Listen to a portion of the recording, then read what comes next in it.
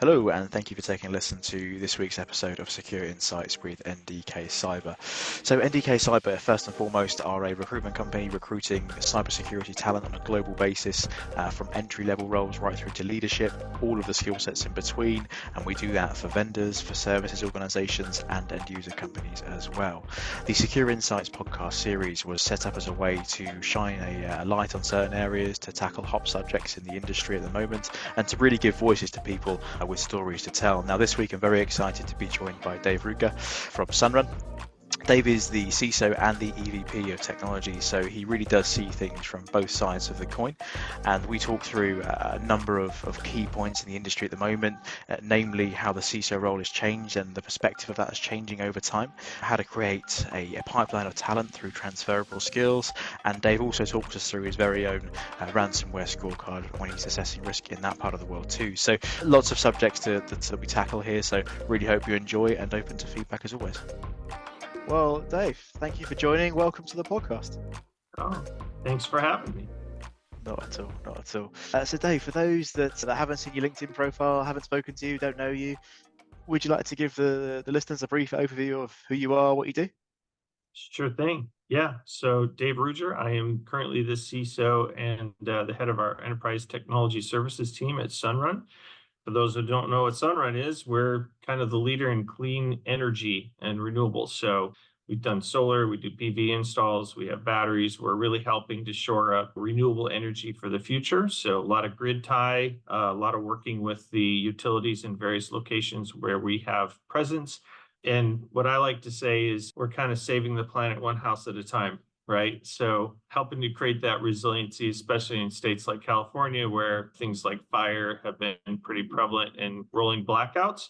So we're helping people to kind of stay viable during some pretty extreme weather events. And I think it's a pretty lofty mission for us to have. As for my background and experience, I guess I've been doing some level of security for, gosh, over 2 decades, 2.5 decades. Started off in IT world doing a lot of support, and then I did consulting, had my own business for 14 years, and then have been doing some kind of an executive role for the past probably 15 to 20. So that's kind of my deal. I run the gamut. I'm kind of one of those individuals in the CISO space that's maybe a little bit unique because I've been practitioner, I've built stuff, I've been architect, big risk guy. So I've got a certification in risk, and I work a lot with lawyers and internal auditors, external auditors. So I'm kind of a renaissance man, if you will. I'm a little bit of everything all at once, everything everywhere all at once. Yeah, that's me. Everything here all at once. The Swiss Army Yeah, knife. yeah, yeah, So, yeah, yeah. something like Sometimes I that. cut too, just like a knife, right? Leadership style. Sometimes I cut. Yeah, Nice. yeah, Yeah, yeah. yeah. Most of the times I'm super helpful, but If it gets people's attention and it works, hey, I guess, here we sometimes are. the blade is sharp, just saying. You might want to watch out for that. That's all good. And so you lead on the security front and also the enterprise technology front as well. Yeah, I'd say by and large, this role is kind of the combination. So, like when you think about where security sits in organizations, right? Depending on your maturity, and especially in companies that are a bit smaller, which I've done in the past as well, having the ability to control both the pure IT, the operations, and the security function is pretty useful because if you have low maturity, generally you want to have the buy-in and the alignment between sort of the implementers and the practitioners and those of us in the security world that are just trying to raise visibility, detect stuff, have the conversation about where we should be putting our time and efforts to burn down risk. As you get into bigger organizations, those become a bit more siloed, kind of by design, especially if you're regulated, the segregations of duty is pretty important. You can make the argument that having that security role and doing the IT at the same time makes you a little schizophrenic because you can't say no to yourself. You know what I'm saying? And you just better be good at what you do because otherwise you might put your focus and attention in the wrong areas. Whereas having those as two separate roles generally leads to conversations, trade-offs, and that is a really valuable function for the risk assessment and treatment exercise. But yeah, for me right now, it's like It's working pretty well. I have a really big team. My extended team is, I think, over 300 people. So, Wow. that covers all of IT operations, all of information security, and then I own our ERP. So it's most of our enterprise apps except for like the CRM. So as you can imagine, we're pretty busy every day. Crikey. Well, Yeah. yeah, I was just thinking there. Well, thank you for slotting this in. Yeah. But you touched on it there, then I guess, and this is a bit of a side tangent just on the back of what you just said. But yeah, some people out there sort of talk about there's potential friction sometimes between sort of wider enterprise IT and security, but I guess you can completely bypass that, having, like you say, complete ownership of both sides of the coin. Yeah, I mean, in some respects, things can go faster because, like you said, there is no real friction. It's all part of a vision and a roadmap strategy, right? What I do find beneficial about having all of these teams kind of working together is we don't have a lot of the resource contention that you'll see in other groups where, like, security wants to do, let's say, a DLP initiative. And so they invest in some of the technology, they get some good training, and then realize, oh, wow, we actually need our counterparts on the IT side to do the implementation. So then you'll get oftentimes a misalignment of your priorities and staffing, even like resource contention down to the people that actually need to do some of that work. Having the teams all together with me as part of my leadership team means we have those conversations regularly. So now it's not just like, oh, I want to get this done in Q1 and that's going to be in Q2. It literally is, yeah, I can't support you in Q1 because I have this other initiative going on. So let's talk about what the trade-offs are and the prioritization. If this is really important, then cool, we'll go back to the list and maybe push some stuff from Q1 to Q2 so that we can align in what is the most important for the business at that point in time. As I've often said to my team, it's like sometimes these exercises can be laborious, right? Because you have to do a lot of planning and you really have to be aware of like where your staffing is and how much capacity you actually have.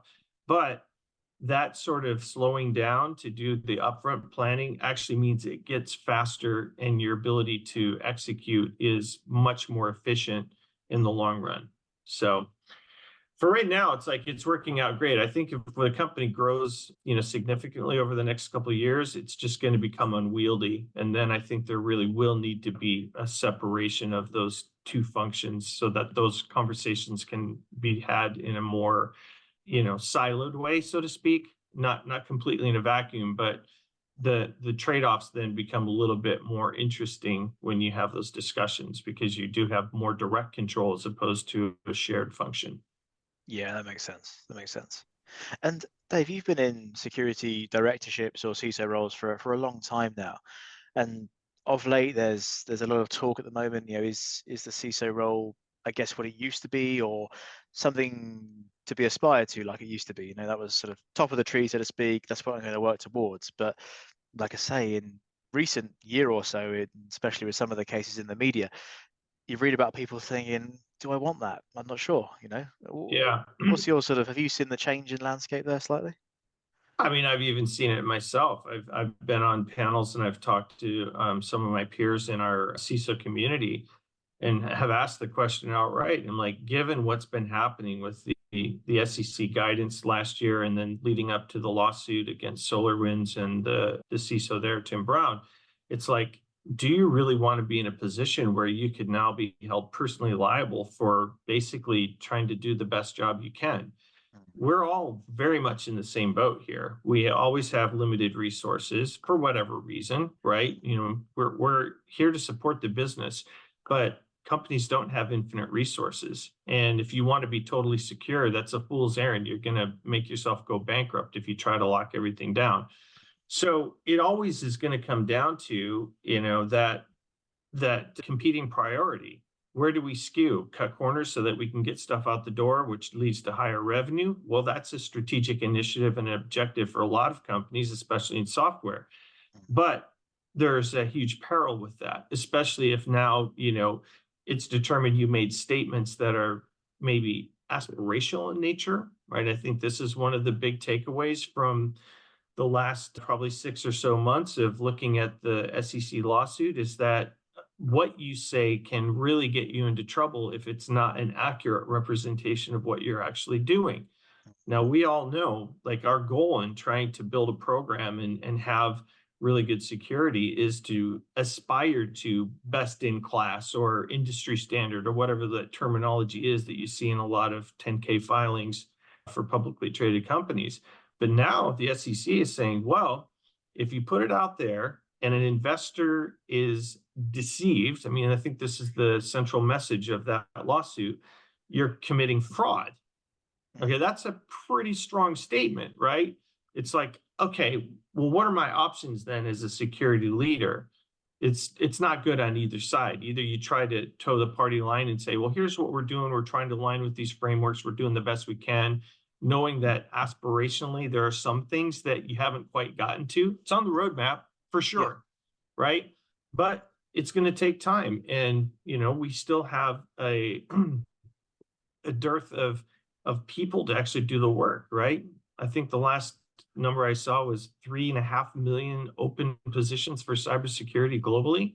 Yeah, it This seems to is grow only every going to get day. worse. Yeah, over time, it's just going to get worse. So I think what it's done for people like me and others is to really get you to think about what's important to say, right? Obviously, you don't want to disclose everything because then you give attackers a blueprint of how to be successful taking you down.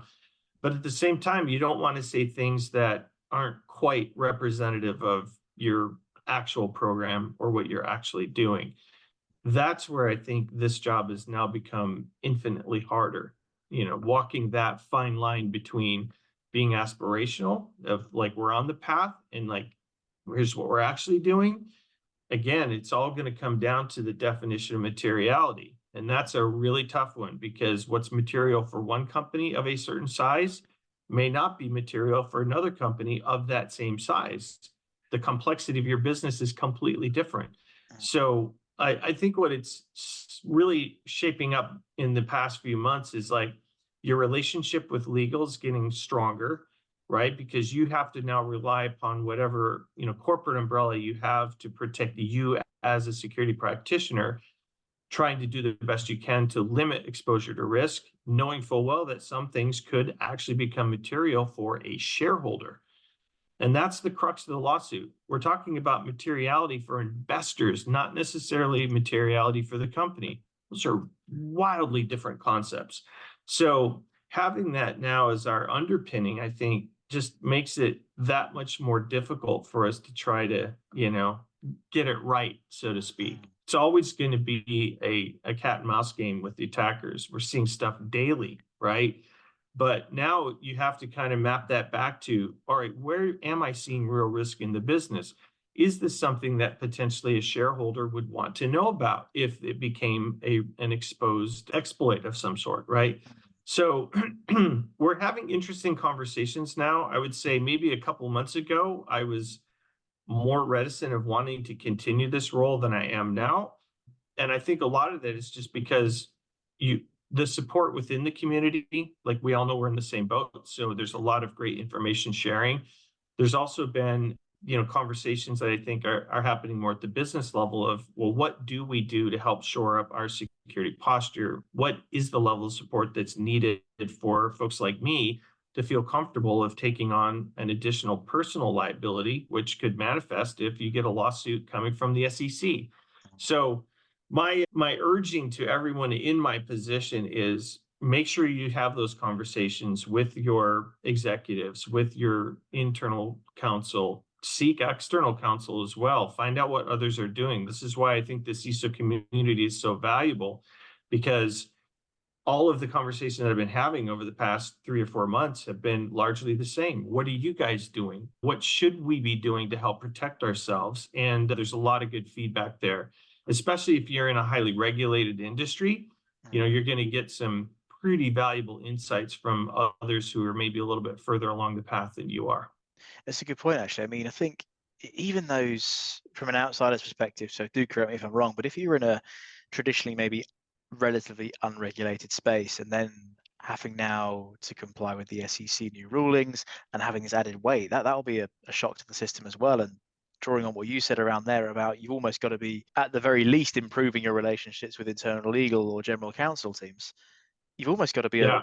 a legal professional yourself in being very Yeah. careful what you say. And the mad thing That's I think, true. though, is just no one's setting, well, rarely people are setting out to disrupt an organization specifically or attack themselves. We all want the same thing. We're all on the same side here. So it seems a bit sort of, we're going after the CISO, but they're doing everything they can. They're not going to not do everything they can, really, largely. Yeah, right. I mean, and this is why I think it was a big shock to the system for all of us because, I looked at the complaint, I looked at some of the language that, was in the SolarWinds disclosures, and I kind of mapped it against what I've done in other companies. And I'm like, I know for a fact they have a pretty robust security program, Mm. right? I mean, a company of that size with the type of software they're distributing, they probably have a SOC 2 for sure. They've got external auditors coming in, validating that the program is working. So when things have been stated, they are stated with that as the context. It's like we're not making it up. We Yeah. are actually doing things. And oh, by the way, we have external validation that we're at least, better than average, let's say, right? Mm. Otherwise, you couldn't even get your SOC 2 attestation. So when you look at it in those terms, it's like, what could you have done differently, right? And I think then it just comes back to what I mentioned earlier about how you disclose now, I think has become way more important than just the what, right? And to your point, if you have a legal background, I think it's helpful because then you can check yourself and be like, wait a minute, could this be interpreted in a way that is unintended that could cause me or the company to have personal liability? Now I might want to wordsmith this and kind of dial it back a little bit. And I think a lot of companies have been taking that approach just because we're in wait and see right now until we get some definitive guidance from the SEC and until this lawsuit is actually resolved. It's hard to say what's going to be putting us in even further peril or jeopardy just by the act of doing the disclosure. So I guess looking at this, then the SEC new rulings they've changed the game for sure. Do you think they've sort of helped holistically, or are we still it's very early stages? Yeah, this one is really interesting because if you kind of monitor the chatter that's been happening over the past probably 4 or 5 months, the camps are almost diametrically opposed. One will be like, wow, this is crazy. Like, what do you expect? No one should do this job. And then the other hand, it's like, oh, actually, the SEC is finally catching up. Mm. We've seen already with like Department of Homeland Security and with CISA that there are active urgings of us to do better for basic things like remedial types of activities. Just last week there was a bulletin published that was recommending that every company remediate all of their SQL injections. Like it's that big of a deal. So they're not just putting that out there to keep us busy. It's because they've probably seen it empirically within even the government sector. So it's like, okay, if it's happening here, big target, right? There's a lot of adversaries of the United States that would clearly like to see us fail. If they're seeing it and it's real, it's most certainly going to be real in the private sector as well. So this just comes back to like, are you paying attention, Mm. right? And I think that some of the reports that I've seen and some of the think that's happening in the broader community has been about that. It's like, well, thank God this SEC is finally stepping up and forcing the issue. The debate has now been elevated, and maybe that was the purpose, right? If it's all getting us to have a heightened sense of awareness as it comes to cyber, it's like, that's maybe not such a bad thing. But then we have the other problem, which is, are we really staffed for it? Sure, we can acknowledge it's a problem, it's getting worse, but if we can't actually get the right people and the right talent to solve these problems, I'm not sure that that's helpful. You know what I'm saying? That's true.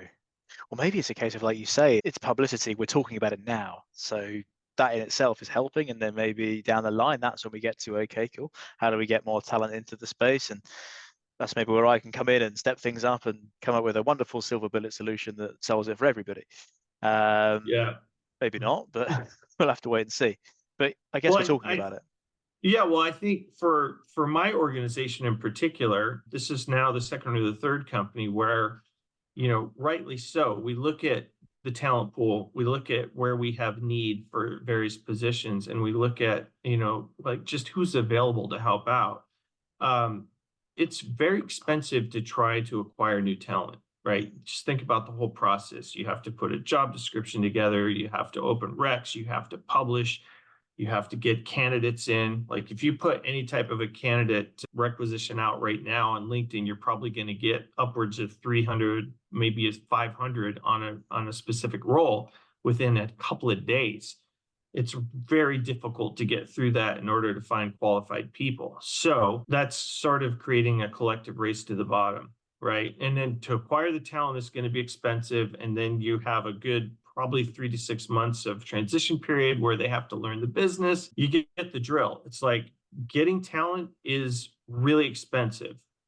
But I think developing talent is the area where we all have real opportunity. And what I've been doing with the past few companies, including Sunrun, is taking a look at how do we create a pipeline internally, right? First of all, you're going to have much greater loyalty because you're giving people a career path, which I'm a big fan of, right? So we started with our service desk folks. We started with the network operations center and looking at where people are really starting to move away from traditional IT and support and services into more of a security mindset. That's great. You've got people that are actually starting to exhibit those characteristics. Cool. We set up a whole program. We have a security academy. We do specific trainings. Nice. We have a ride-along program where we let some of our IT counterparts come with us on, security incident management so that we can start to cross-pollinate what we do and actually help them help us. And so what was happening is we've moved 2 or 3 people out of, kind of like core support level roles or, entry level to mid-level IT support infrastructure networking into actual full-blown security roles. And these people are super appreciative. They love what they're doing and they're really productive. And we didn't have to spend an arm and a leg to get that talent. So that's one of the things I've also been saying within the broader community is I think we need to do a better job as security professionals of creating the pipeline, right? Don't just go look for an ex-developer or someone with a high-level technical degree.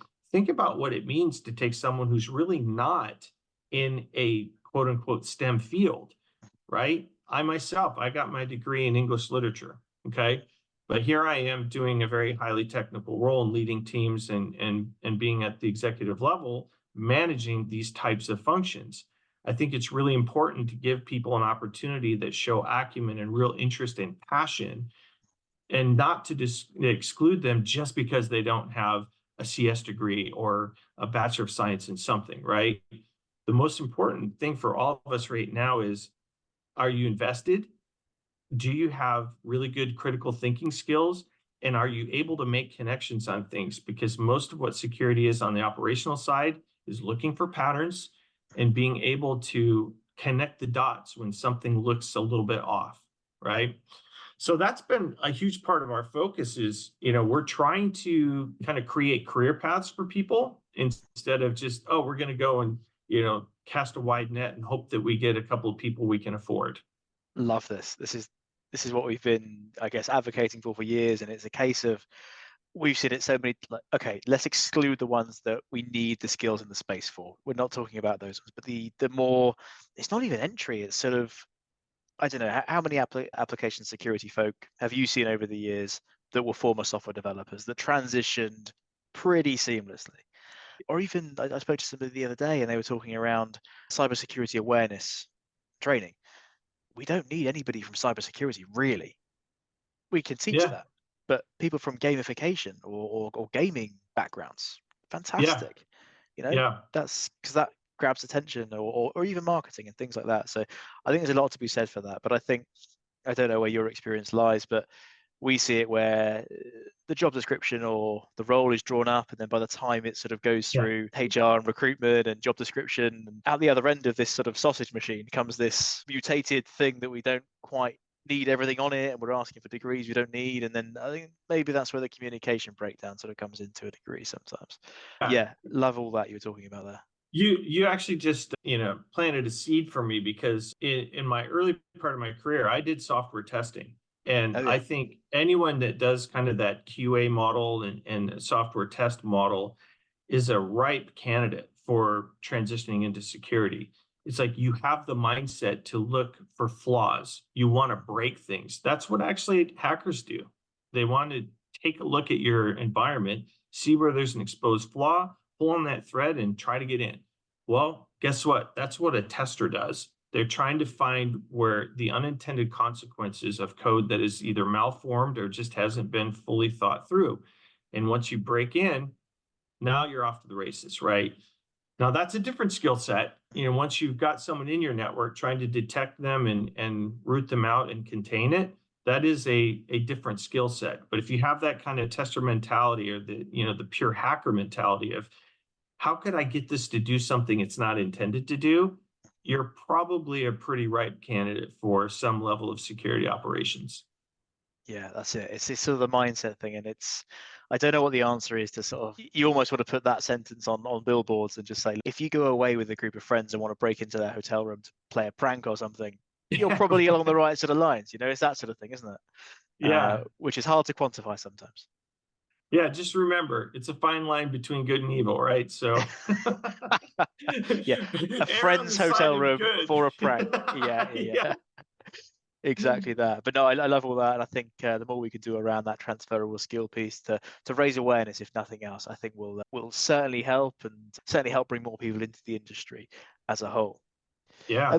Jumping back a moment to I know we sort of touched on the SEC piece here and the board, and there's a lot of chatter at the moment around reporting the board and how that's changed, and now the board has to have a security trained professional. Has that, for you, has that changed significantly from what you see in your landscape?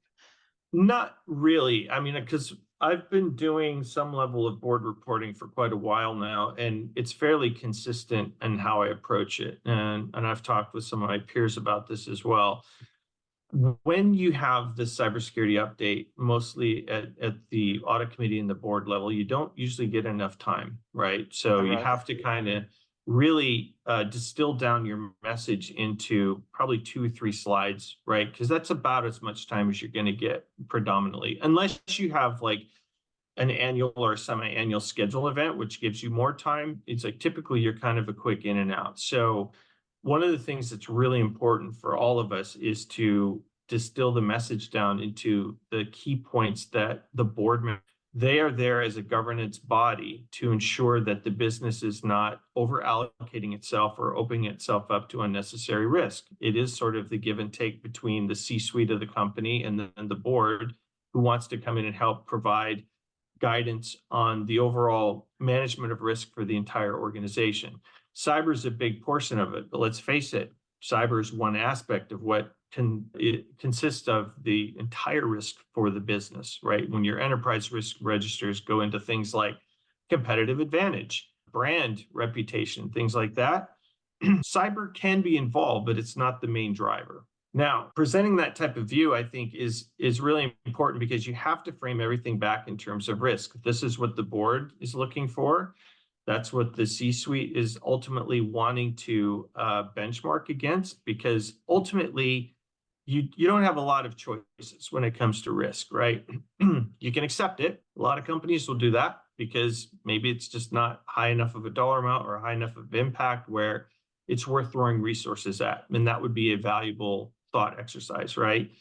You can transfer the risk, right? So clearly this is why cyber insurance exists. It's like, well, we know we still have this problem, but we don't want to be the ones that are going to be held ultimately responsible for it. So we'll buy cyber insurance to help create some resiliency in our ability to respond, knowing that we have a finite amount of resources and time in order to address the risk that we have. But in some cases, that risk tolerance is just so low because the exploit or the danger of that risk becoming real could be existential for a company. Now you have to treat it. And that typically is a remediation plan. It would be some level of agreement within the business that we are going to throw resources. So maybe we buy software, we upgrade our processes, we get people, all of which has a cost component to it. But when mapped against the overall impact of that risk becoming real, generally is much less, like multitudes less than it would be if you experienced that catastrophic loss from that particular risk.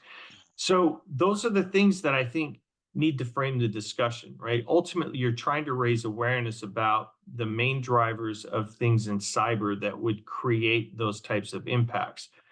One of the things that's been really valuable for me has been kind of distilling things down into a ransomware scorecard, right? So Okay. how much exposure do you have to ransomware across the entire organization? And it looks like just a combination of a few very key concepts. Outside view of risk. So this is like if someone is doing commodity scanning of all of your public facing assets and they find something that has an exposed vulnerability, that's an opportunity to get in and start doing real damage. So seeing what your digital footprint is, how well you're kind of locking down access externally, that's a key component of that. The next part would be internal risk, right? So if the outside view is pretty solid, the perimeter is strong, but you get inside and everything is very weak inside, you're probably going to have a huge success factor in being able to find the crown jewel data and anything else that would be, a driver for monetary gain for a criminal. So this is like your vulnerability management program, patching, endpoint security, a lot of the things that I think put you in a good position of saying, well, if someone were to get in, we think we're reasonably protected because, and then you just start listing the programs, processes, and the people you have in place to effectively mitigate those. Then you start moving a little bit more towards the people side of things. What is your people risk? That would be like access management, phishing, email security. Still, the biggest attack vector right now is social engineering or going through a phishing campaign to get inside. So security awareness is a big part of that, making sure that you've got the right overall campaign for ensuring that people are made aware of things that are happening on a regular basis. It's a big part of that. And then finally, you get to the long tail, which is if all of your security controls fail up to that point, the only thing that's going to prevent you being a headline is if you have really good incident response. So that's your security operations center. It's all the logging, event monitoring, your coverage for visibility, and then having the right people that not only can respond to a detected threat, but are able to be comprehensive about the containment in a very quick and agile way. All things being equal, the one thing that will kill you in a ransomware attack is if it's successful and you don't have backups. So, making sure that you have adequate backups and, test those backups with a recovery strategy is probably the full suite view. And if you take the big step back and look at all of those things in totality, what I just described is basically an entire security program. You did.